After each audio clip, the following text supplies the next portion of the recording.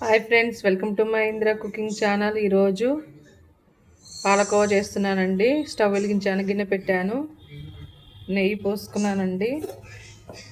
ఇప్పుడు ఒక half litre పాలు పోస్తున్నానండి.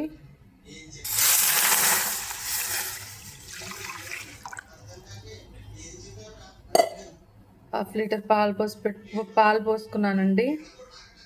ఓకే అండి, ఈ పాలని బాగా మరగనివ్వాలండి.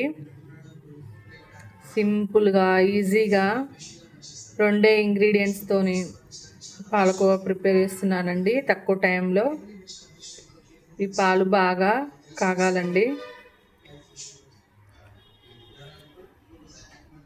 ఓకే ఫ్రెండ్స్, పాలు మరిగిపోతున్నాయి. ఇలానే దగ్గర పనివ్వాలి.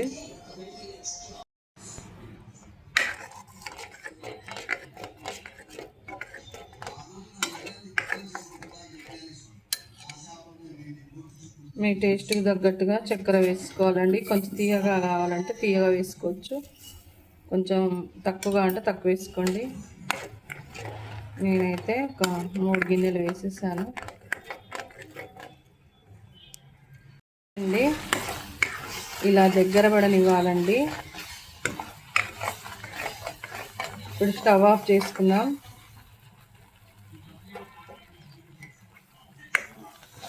స్టవ్ ఆఫ్ చేసేసానండి. కొంచెం సేపు చల్లారనివ్వాలి.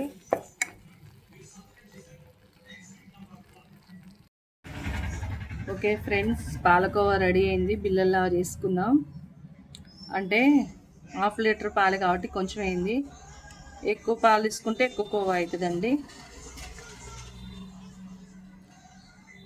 ఫ్రెండ్స్, టేస్టీ అయినటువంటి పాలకోవాలు రెడీ అయినాయండి.